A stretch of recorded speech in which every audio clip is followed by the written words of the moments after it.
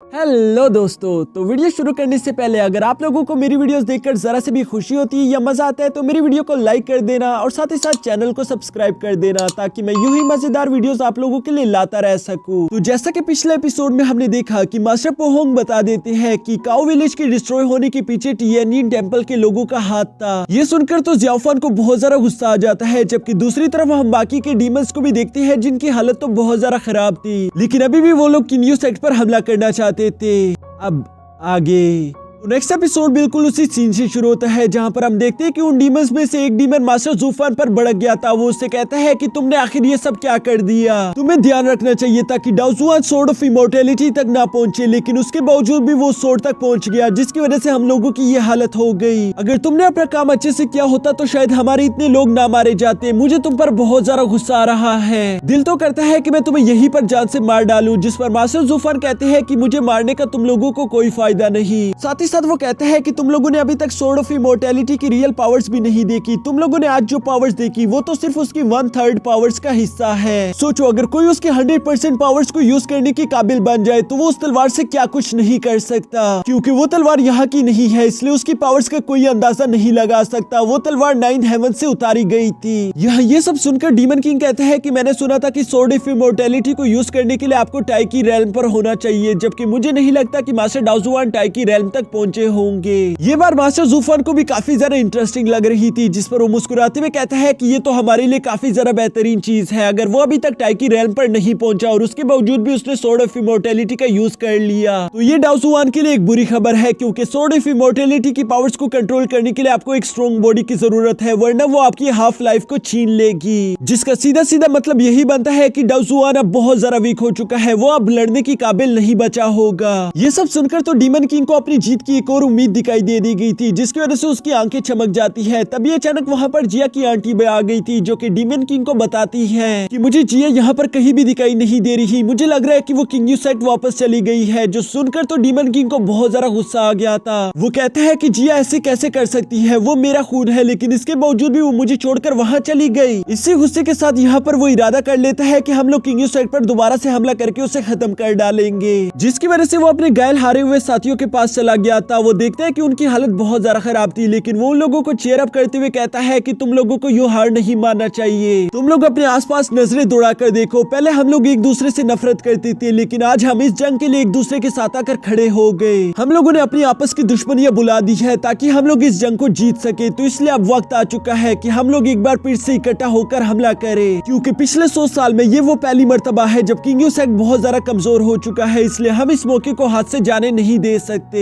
हम लोगों को एक बार फिर से हिम्मत करके किंग यू सेक्ट पर हमला करना होगा, जिसके बाद मुझे पूरा यकीन है कि हम लोग इस बार जरूर जीत जाएंगे। ये सुनकर वहां पर मौजूद जितने भी डीमन सोल्जर मौजूद थे वो सारे के सारे दोबारा जोश में आ जाते हैं, जिसके बाद वो कह रहे थे कि हाँ तुम ठीक कह रहे हो, हम लोग किंग यू सेक्ट पर आज ही हमला करेंगे। यहाँ दूसरी तरफ हम किंग यू सेक्ट के मेन हॉल को देखते हैं, जहाँ पोहोंग सब कुछ बता रहा था, लेकिन ये सब सुनकर ज़ियाओफान को धीरे धीरे गुस्सा भी आ रहा था, पर वो खुद के गुस्से पर काबू करके मास्टर पोहोंग को अपनी बात कंप्लीट करने देता है। जिसके बाद हम देखते हैं कि मास्टर पोहोंग मास्टर डाओजुआन से कहता है कि ब्रदर, तुम्हें याद ही होगा कि काओ विलेज के तबाह होने से पहले मेरा बड़ा भाई मास्टर जी तुमसे मिलने के लिए आया हुआ था। ये सुनकर मास्टर डाओजुआन कहता है कि हाँ, मुझे वो रात बिल्कुल आज की तरह याद है। उस दिन मास्टर जी मेरे पास मिलने के लिए आए हुए थे, जहाँ उन्होंने मुझे बताया कि वो एक स्कूल ओपन करना चाहते हैं जहाँ पर वो बुद्धिज्म और ताओइज्म दोनों एक साथ सिखा सके, लेकिन मैं जानता था कि ये बहुत ज्यादा खतरनाक है, क्योंकि हमारे एंसेस्टर्स ने कहा था कि किसी के पास भी ये महान ताकत आ जाए तो वो इससे करप्ट हो जाता है, इसलिए मैं ये रिस्क नहीं लेना चाहता था और मैंने सीधा सीधा इनकार कर दिया। ये सुनकर मास्टर पोहोंग कहते हैं कि हाँ, आपने बिल्कुल ठीक कहा, और ये सब बातें मास्टर जी को बहुत ज्यादा बुरी भी लग रही थी, क्योंकि मास्टर जी चाहते थे कि मैं एक ऐसा स्कूल बनाऊं जहां मैं टियानयिन टेम्पल और किंग यू सेक्ट दोनों के टेक्निक से एक ही डेसिपल को सिखा सकूं। इसकी वजह से जो स्टूडेंट तैयार होंगे वो हेवन और अर्थ को बहुत ही अच्छे से पहचान सकेंगे, क्योंकि वो बहुत ज्यादा पावरफुल होंगे। लेकिन उनकी इसी सोच के साथ तो ये सब कुछ शुरू हुआ। उस दिन जब वो आपके साथ मुलाकात करके वापस जा रहे थे तो उन्हें लगा जैसे कोई उनका फॉलो कर रहा है। इस इस बात ने उन्हें और भी ज्यादा परेशान कर दिया था, जिसकी वजह से वो बहुत ही तेजी के साथ भागते हुए सीधा वापस अपने टेंपल पहुंच गई थी। जिसके बाद हमें एपिसोड 1 का वो सीन दिखाया जाता है जहाँ पर जिनियो और ज़ियाओफान एक दूसरे से लड़ते हुए उस टेंपल तक आ जाते हैं। आगे की उस रात की कहानी तो हमें याद ही होगी, जहाँ एक ब्लैक मास्क वाले आदमी ने उन पर हमला कर दिया था। साथ ही साथ वो उन्हें पॉइजन देते हुए जान से मारने की कोशिश करता है। यहाँ मास्टर पू होंग कहते हैं कि मैं नहीं जानता कि वो ब्लैक मास्क वाला आदमी कौन था, मुझे तो लगता है कि शायद वो मास्टर ज़ूफान होगा, लेकिन इस बात से अब कोई फर्क नहीं पड़ता क्योंकि उस रात की फाइट में मास्टर जी ने उस ब्लैक मास्क वाले आदमी का बहुत ही अच्छे से मुकाबला किया, जिसकी वजह से उसे ब्लड डिवोरिंग बीट भी मिल चुकी थी, लेकिन साथ ही साथ वो पॉइजन हो चुका था।